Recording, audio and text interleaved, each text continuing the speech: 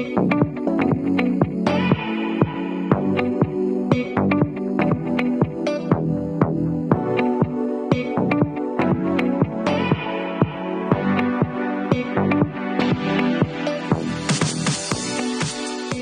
up, everybody? Welcome to episode 10 of the Allistair McCall podcast. My guest on this show is Marco Panichi.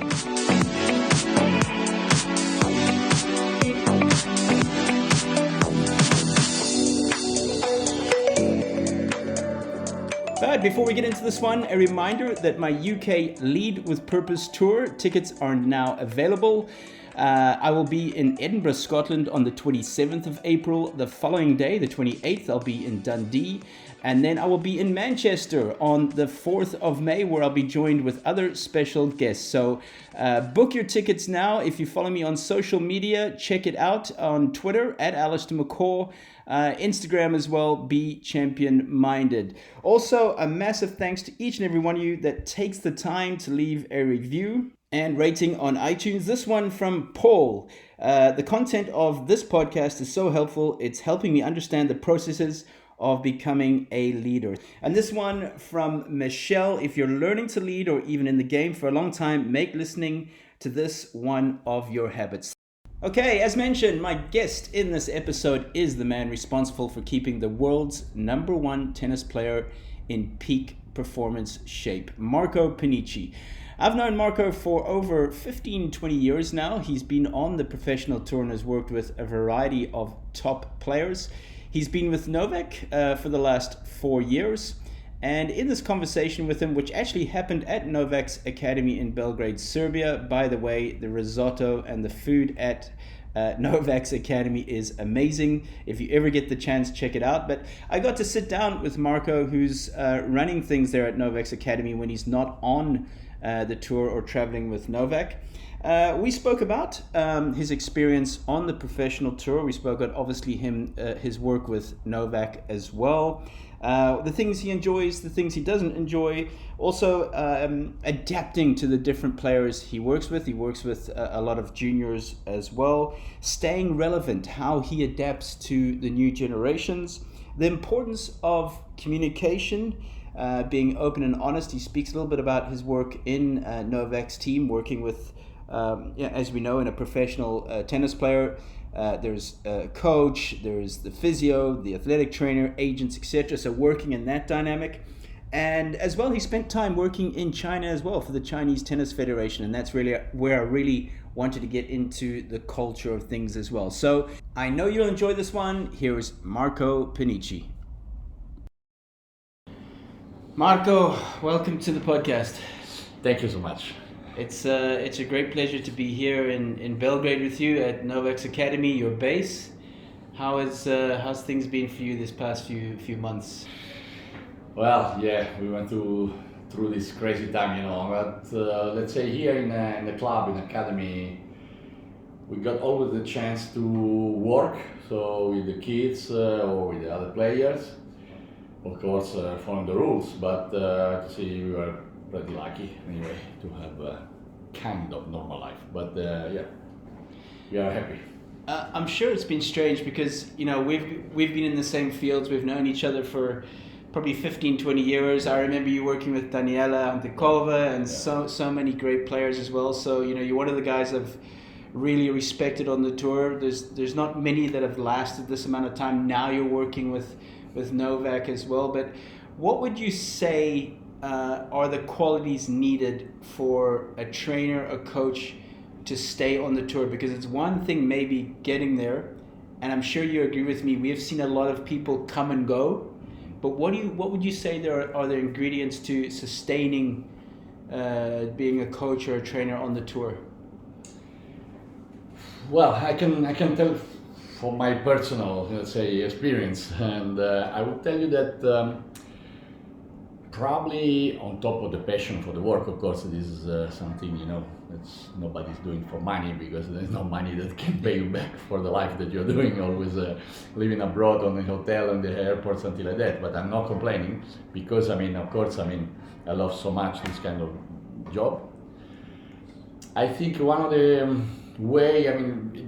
the reason why maybe you know, I was long time here in the tour, because I always find to create very good bond with my players. So was not heavy to spend so much time with somebody. You know, it was really always, I had the luck also to work with people that I really admire as a person. I would feel comfortable with them, and this can create this relationship that can bring results for sure. Is that important to you, that there has to be a connection? Absolutely. For me, it's a condition sine qua non, because me personally, at least, I cannot work with somebody that I don't feel that I'm totally involved, you know. And has that happened to you before, where you've started with somebody and then you maybe both realized that it wasn't going to work in the long term, just from a relationship connection point of view? Because we're not all for everybody. Absolutely. Well, personally, I'm a kind of person that try to figure out which is the best way to create this bond. So I like to explore the other personality and see which one are the favorite, I don't know, channel communication, and try to understand how I can reach that person deeply and, you know, in a good way. So it's kind of another training that we should do as in this kind of work. I mean, for me, to have some skills, relation skills, social skills with this, it can help a lot. Because in the end of the day, you just need to find the right key to open this kind of relationship, and this is one of the goals that we need to achieve. You know, so that is important. So you don't have to stay too much in this is my path. You follow me or not. I mean, it's a continuous. I would say, go to the other side and come back. You know, I mean, this is creating this relationship that can be very useful for the children. Now, something I've picked up in you over all these years as well is that you have had long-term relationships with your players, which is a good thing. You know, you're with Daniela quite a long time. You've now been with Novak for 3-4 years, I think it was, as well. So that obviously shows a sign of the importance of stability as well, and you know, other players see that obviously as well. But you know, we say that our job is only 20% really on the court, if that. The rest of the time is traveling, restaurants, waiting in airports, hotels, etc. So there has to be a really, really good connection, and that's something I've picked up on you even before I knew you from a distance, is that you had a great bond with your players. It's something I admired. It's something you maybe don't know this, but I learned from you as well from a distance. When I first came onto the tour, you were there. You were one of the main guys. The oldest. Tell the truth. The oldest. No, you still look amazing, in great shape. But you know, when I got onto the tour, it was you. It was guys like Pat Echeberry, etc. But you know, it was a great example to me as well. But what would you say has changed? Let's go to physical training. What would you say has changed in today's tennis player, physically, to a player 20 years ago, let's say, or 25 years ago? Oh, well, there is tons of things that I think that is changed.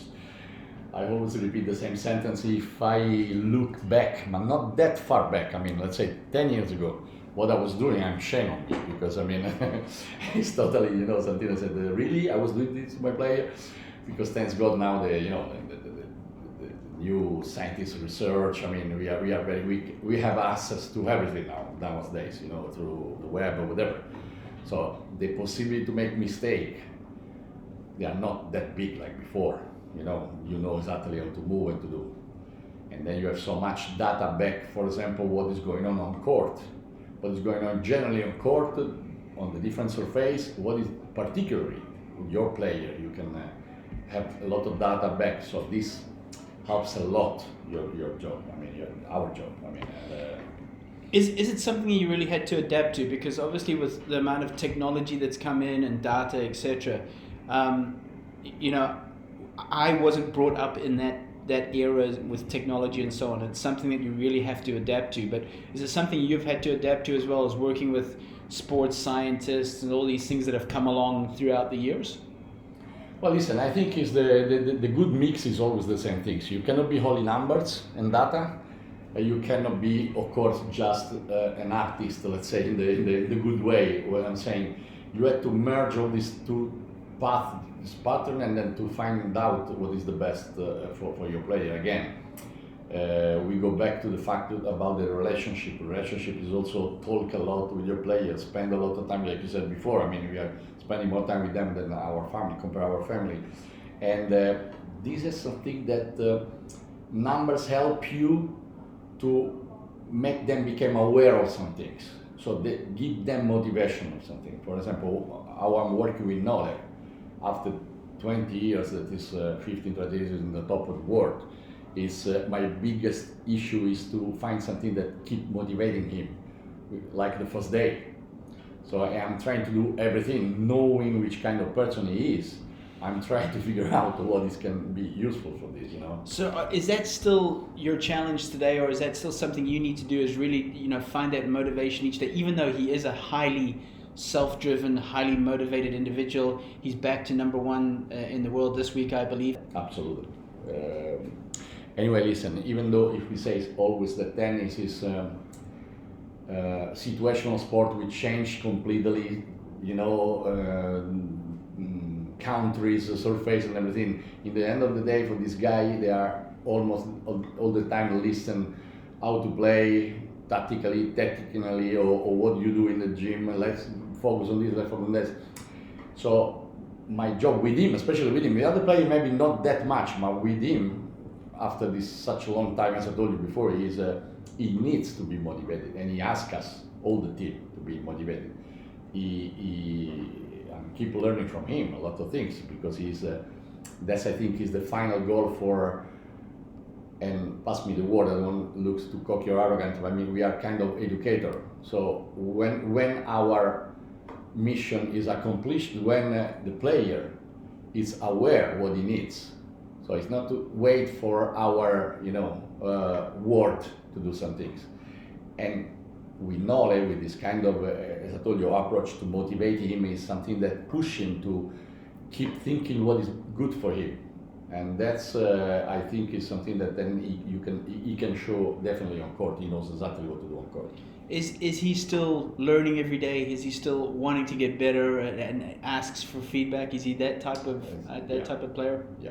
Yeah. That's his. And he's expecting the team to be the same as well. Absolutely. But that's why for me it's a big stimulus, to keep staying next to him, because I mean it's we empowering a little bit each other in the team, because we are always a little bit. But I think that all the team are in the same pattern. I mean, because I mean if you stop to learn and to be curious, to try to understand, to figure out how you can help your players and how to develop on him this kind of awareness, to make him a person and athlete at the same time, that's something that probably bring you not to succeed what you're doing. Mm-hmm. What makes Novak so special? I mean, this is a question I've asked before. Is if I was going to go watch the top 100 tennis players or top 100 golfers practice, and let's just say I didn't know anybody, I didn't know who number one was, I didn't know who number 100 was.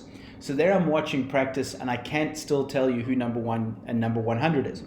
However, when it's pressure time, competition time, the same individuals, the Novaks, Rafas, come to rise to the top. What is it? What is that thing? Is there one thing, or what are those things that make those same special athletes, Ronaldo, Messi, Serena, Novak, that bit better? For me, of course, on top of genetics or whatever, because we are talking about people who came from Mars, they are genetically modified, I mean, that's for sure. But on top of this, these big guys, they can deal with the pressure. Actually, they react better if they are under pressure. So what somebody else can crack them, under the pressure or the things, in that moment they feel in the comfort zone. They feel more focused, they feel more sharp, they are in the arousal area. In that moment they can perform even better. So you would say that is the main difference in terms of the very best in the world, dividing the good and the great. Exactly. For me, this is a crucial point. Yeah. Now, you work with juniors as well. Is that something you see in juniors as well, where you can tell this kid has it or this kid doesn't have it in terms of those things? Because we see a lot, speaking to Ivan Ljubicic as well on the podcast, he talks about that fork in the road at 15, 16 years of age where they start to go one way or another way. Yeah. Do you see that as well in the athletes you work with? Well, I can tell you that you can see also when they're young that there is something different on this part. I would say, let's call mental part. Let's say on top of the physical, the technical, the skills, the talents, whatever you want to call. My opinion is that again, people that are working with the young, we need to also do good work, not even how they jump, how they run, how they hit, but absolutely on this field also helps. And somebody can help us for sure, like I don't know, mental coach, motivator, whatever you think.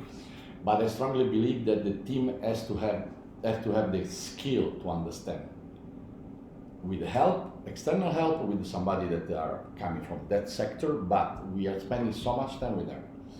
We have to know how to address them, how to make them, let's say, in one way, ready to compete and to have a very, very, I would say in English, they have to have deal with the pressure in a positive way. Mm-hmm. And this is something for me that we can help them to train in one way. Mm-hmm. In order to do this, you have to understand, probably you have to have some skills. That's how I'm saying that our view, again, is not only to think about how the test or the data or how the shape is in that moment. Because sometimes our player, better than me, they succeed, they win tournament, even though the data, the feedback that we have was not really. If we had to base only on that, it was better maybe to go on holidays. And maybe, before you mentioned Daniela, when she won Indian Wells, beating everybody, we were not supposed to go there. But for some reason, so that's why the combination tennis is a little bit different sport of the other. So it's kind of Formula One car, that have to be. There are so many components that can make you succeed or not. Contribute to it. Exactly. So. Yeah. Let me ask you this: what is the most enjoyable part of your job, and what is the least enjoyable part of your job? How many hours we have? Not a lot, because I know you're a busy man. So. No. Well, I don't know. I think that always that my father's, now I'm almost 60, my father keeps saying, but when you start to work? Because for him, of course, what I'm doing is not a work, because he can see that I'm always, happy, because, I love this job, and I don't care to travel, to be always with the baggage, to live probably most of the time in the hotel, because I like the competition, and I'm very lucky that I'm with the young people, and people with the right mindset, more than sport help us a lot of this. How do you still, and we're going to get back to what you least enjoy as well, but how do you still stay relevant with, the generations are coming through so fast, and technology and iPhones and so on and so forth. But I've watched you, I've observed you here at Novak's Academy, how you have that connection with the kids and with everybody. How do you do that? Probably because, as I told you, I'm not really Drew, and I can make my level with the age that I'm talking with. At least on top of this, I think that I love the life. I don't want to sound too, son of the flowers, but I'm full of enthusiasm what I'm doing, and then probably this can be. People can feel this when they are with me, and they know that I can mix a little bit experience of my year with this probably possibility to be enthusiasm of of everything, so that can help the relationship with the players. Yesterday we were walking along the river and we spoke about passion, and that's something that really comes through with you, is that you have a passion for what you do. But we also spoke about that passion isn't enough to sustain the journey, and you've been on the journey a long time as well, but you also need a purpose. Yeah. What is your purpose? What is your reason why you do what you do? Wow, this is a deep question, Allistair. I mean,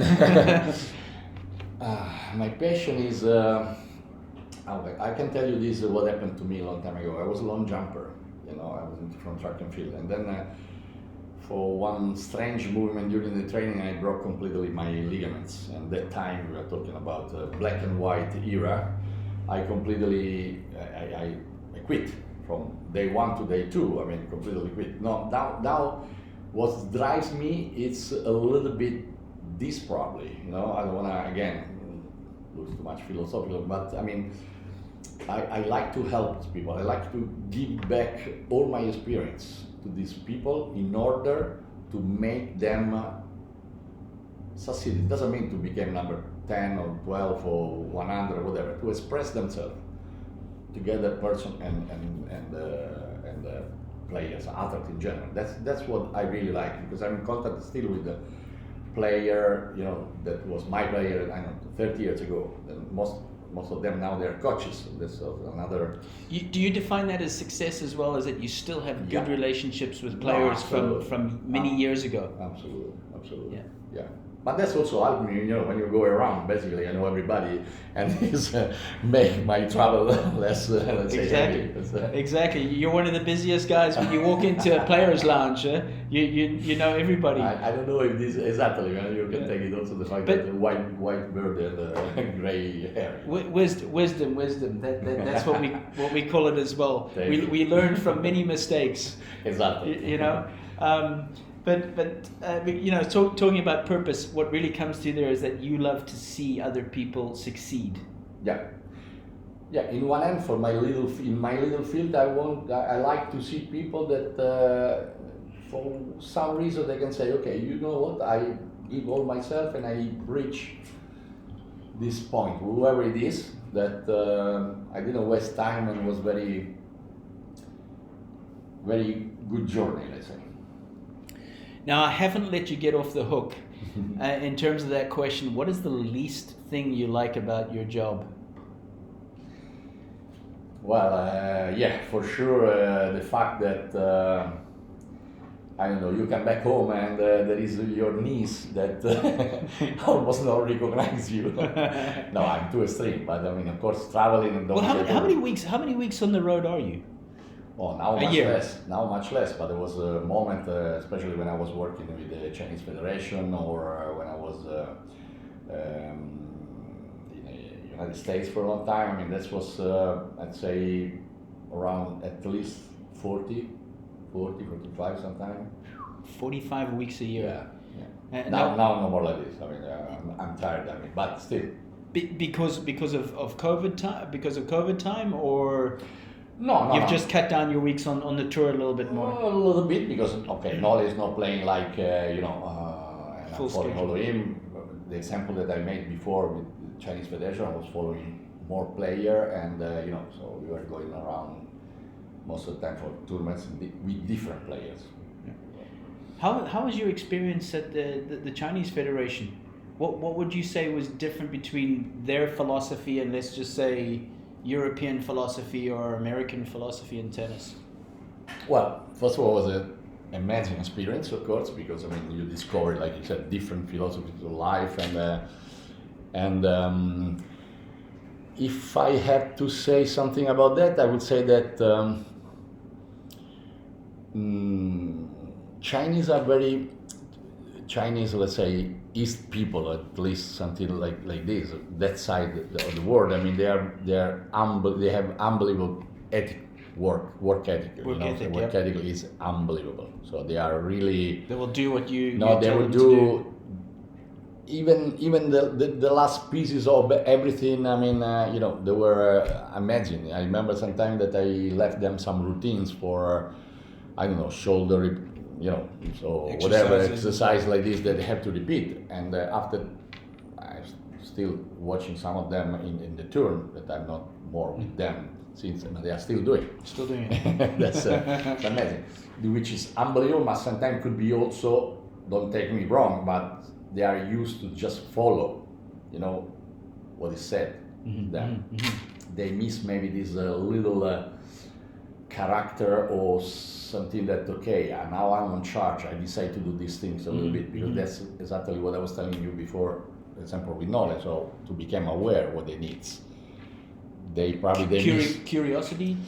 Yeah, curiosity, not only that, but the fact that basically athletes have to become, again, a machine that knows, machine in terms of, let's say, movement or whatever, that they knows what is worth it for them or not, because on court then they are alone there. So they have to be able to understand, to be ready to change something if they need. Most of the time, if you are outside the court in that way, you can bring notes on the court. Italian are the opposite most of the time. They're more disciplined, European in general, let's say. Yeah. Would you say, we're talking about all these nationalities, and you've worked with so many different nationalities, and it's not easy, because again, we have to adapt to that. But you've adapted to so many different cultures. What would you say that comes down to? Are you someone that obviously listens very well, observes very well, wants to understand their culture? I will go back what we were saying in the beginning. I mean, to establish a relationship, bonds, in order to become effective, this relationship, you have to adapt yourself, and the other person also has to adapt. You have to find the right compromise that is not affect, the final results, let's say. I had a lot of issue, for example, with the nutrition in China sometimes, because but then slowly, talk with them. I didn't want to cancel what they're doing, their culture, their tradition, of course, because this would be foolish, totally foolish, but they also understood that on top of this, there is also other things. That's why, again, we go back to the fact that they have to become aware. So they have to be, at least in the beginning, they have to trust you a little bit, and the importance to have these bonds. You became something to listen, somebody to listen. But then, once you tell them, let's try to this kind of, let's say, nutrition, for example. I don't want to go deep, but you can imagine what it is. So they said, okay, it's not that bad. Actually, I feel better, So, but in order to arrive there, you cannot enter it like a train and say, hey, this is wrong. This is it's a common sense of relationship that you have to build with them. Getting back to Novak and working with an individual player, we know that it's not an individual sport; it's a team sport, because every great player, every good player has a team behind them. What would you say are the key traits or key things of a good working team behind a player? Yeah, this is actually looks like a paradox, no? Is the player alone on court, but actually, since I would say 20 years, we see team traveling all together. So there is a one-man show, but it's not one-man show, it's a team. Anyway, because the player brings on court also teamwork. I can tell you, I always have good team around here, which I learn always. My approach is to, let's say, to be open to listen, absolutely, what the coach is saying. Me personally, I've always been on court with my player, tennis court, I'm saying. And I really wanted also, actually, the tennis coach is in the gym with me, because this creates this relationship, this bond, and the player breathe this atmosphere, that we are all cooperating to understand. It's also, an open book. Open book, exactly, the right word. Because he can feel on his skin that the tennis coach is in the gym looking this particular movement. He can understand maybe can figure out how can do can be done also on court, and vice versa. I mean, I'm on court and the physio are with us because help us, for example, activate some particular chain, can say, this is create this bond, let's say. So it's about building trust, it's about an open book, it's about good communication as well. And I think that's something I learned in my career and I loved how we started this conversation. You said, if I look back 10 years ago, I'm like, oh, why did I do that? And I'm exactly the same. And Marco, I hope in 5 years' time that I look back now and go, oh my goodness, what was I thinking? And that really does show a good self-awareness and a good attitude to learn more. Now, I only wish I'd have known this 20 years ago or 30 years ago. In fact, it was funny. I was walking along the river this morning, and I was, no phone, no nothing, just me and my thoughts. And I wish I should do this more. But I just thought to myself, I wish I had more humility 15, 20 years ago, because I would have been much more far ahead. But I suppose that's life, right? Yeah, correct. Totally agree. So, much success for the season with Nola. You're doing an incredible job. He's the number one player in the world, thanks to a good team behind him. As we just said, it takes a good team. But Marco, thank you so much. Oh, thanks, Alex. It's a big pleasure, actually, that you appear here in Belgrade. I mean, we would like to have you here much more time, of course. And so, again, I'm making on the podcast now the request to you directly. Please come a little bit more often here. We can do something together. We will be very, very excited. Deal. We got a deal. Right. Thank you so much. My pleasure.